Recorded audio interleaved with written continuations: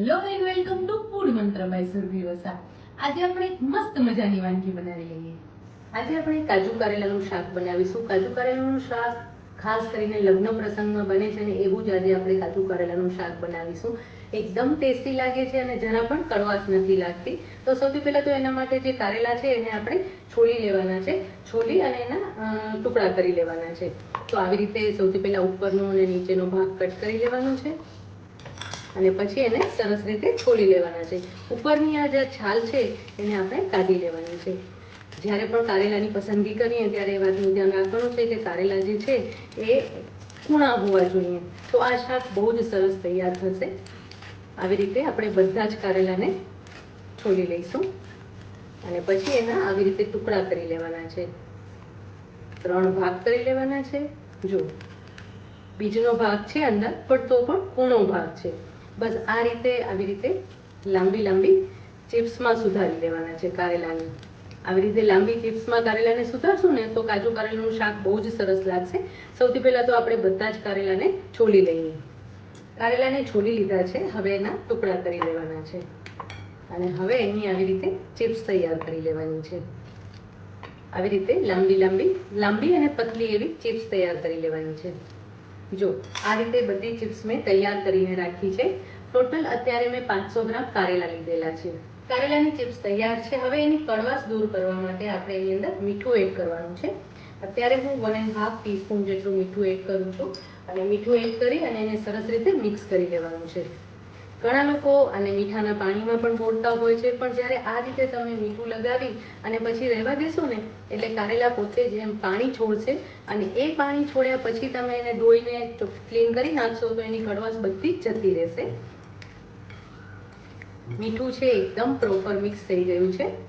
હવે આ જે કારેલા છે એને આપણે લગભગ 10 થી 15 મિનિટ માટે રેસ્ટ આપી દઈશું. કારેલાને રેસ્ટ આપીએ ત્યાં સુધી આપણે ઉપર છાંટવાનો મસાલો તૈયાર કરી લઈએ. મસાલો બનાવવા માટે એક મિક્સી જારમાં આપણે ચવાણું લેવાનું છે. અત્યારે મેં અડધી વાટકી ચવાણું લીધેલું છે, એટલે કે હાફ બાઉલ મેં ચવાણું લીધેલું છે.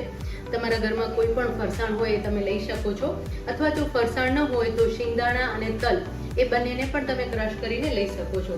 શિંગદાણા અને તલ લો ત્યારે એને તમારે શેકવાની જરૂર નથી, તમે કાચા જ લઈ શકો છો તો પણ એનો સ્વાદ સરસ લાગે છે.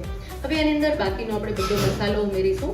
1/4 ટીસ્પૂન હિંગ, 1/4 ટીસ્પૂન હળદર, 1.5 ટીસ્પૂન લાલ મરચું પાવડર લઈશું.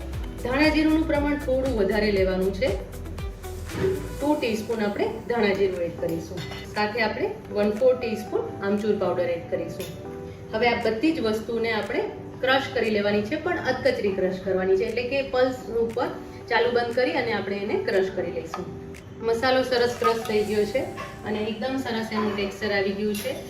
જો આ રીતનો મસાલો ક્રશ થવો જોઈએ. હવે એને એક બાઉલમાં લઈ લઈશું.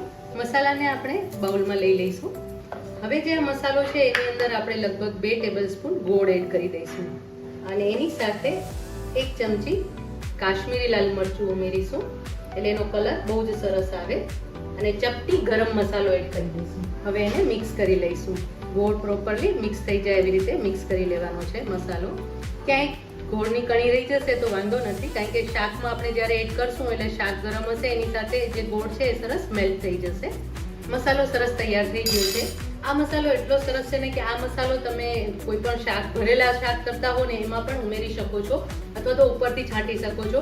જ્યારે તમે બીજા કોઈ શાક કરતા હો ત્યારે ગોળનું પ્રમાણ એટલું વધારે નથી રાખવાનું, કારણ કે અત્યારે આપણે કારેલાનું શાક બનાવી રહ્યા છીએ અને કારેલાના શાકમાં જો ગોળનું પ્રમાણ વ્યવસ્થિત હશે ને તો જે શાકનો સ્વાદ વધારે સરસ આવશે.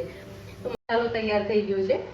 કારેલાને રેસ્ટ આપે 10 થી 15 મિનિટ થઈ ગઈ છે. હવે એને આવી રીતે હાથેથી મસળી લેવાના છે.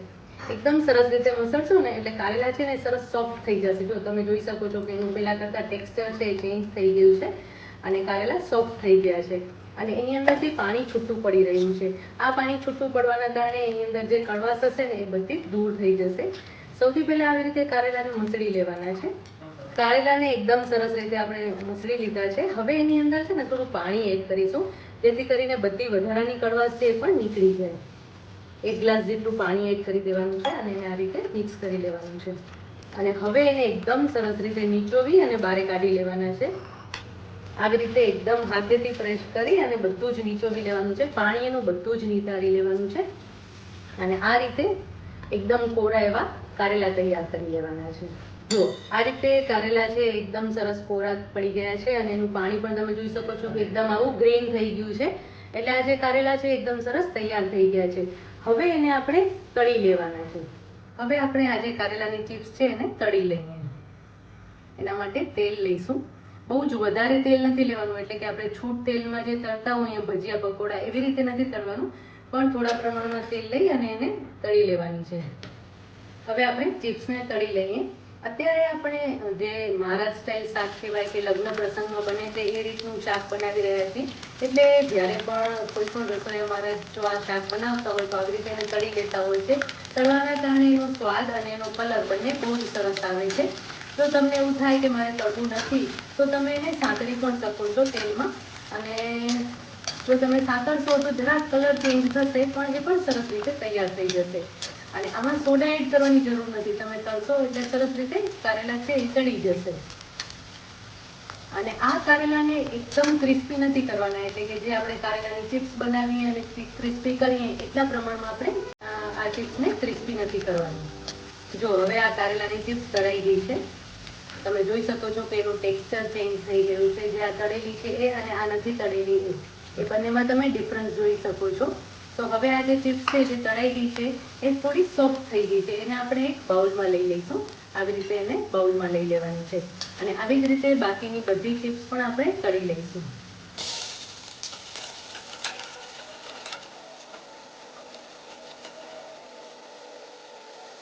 હવે આ બીજી ચિપ્સ પણ તળાઈ ગઈ છે, એને આપણે બાઉલમાં લઈ લઈશું. ચિપ્સ બધી તળાઈ ગઈ છે. હવે આપણે શાક વઘારી લઈએ. તો હવે જે તેલ હતું એમાંથી મેં વધારાનું તેલ બધું કાઢી લીધું છે અને 1 ચમચી જેટલું તેલ આની અંદર રાખ્યું છે, કારણ કે આપણે ચિપ્સને તળી લીધી છે એટલે હવે વઘાર કરવા માટે વધારે તેલની જરૂર નથી. તો એની અંદર આપણે અડધી ચમચી રાઈ ઉમેરી લઈશું. રાઈ ફૂટે એટલે 1/4 ટીસ્પૂન હિંગ ઉમેરીશું. 1/4 ટીસ્પૂન હળદર ઉમેરી લઈશું.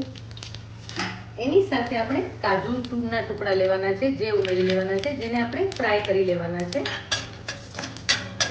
જેમ કારેલા તળ્યા ત્યારે તમે કાજુ પણ તળી શકો છો અને આ રીતે પણ વઘારમાં પણ એડ કરી શકો છો.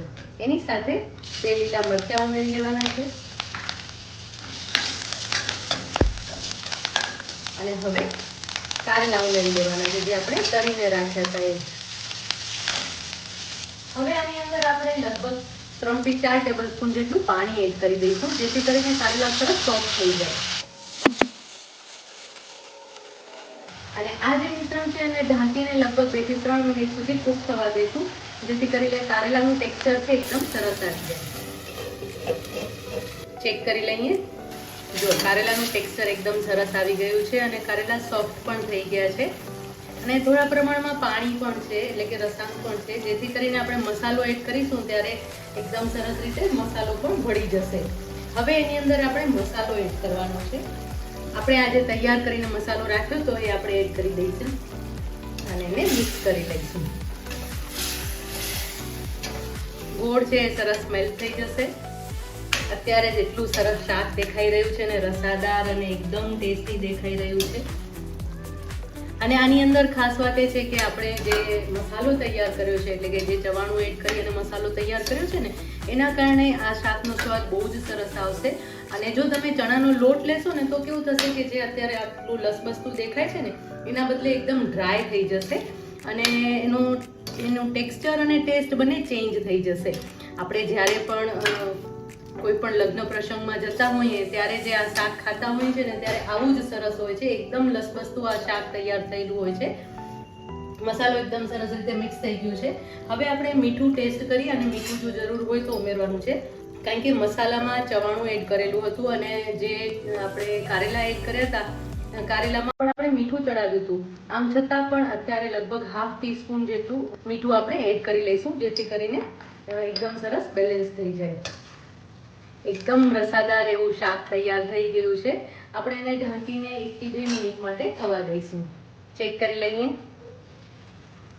એટલી સરસ સુગંધ આવી રહી છે ને કે આ શાક તમે એકવાર ઘરે બનાવશો તો ચોક્કસથી બનશે.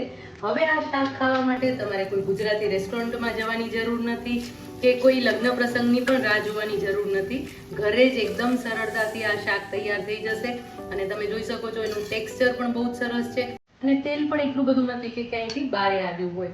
એકદમ મસ્ત એવું શાક તૈયાર થઈ ગયું છે.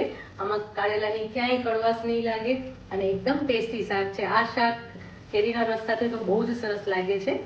શાક તૈયાર છે, આપણે એને સર્વ કરી લઈએ.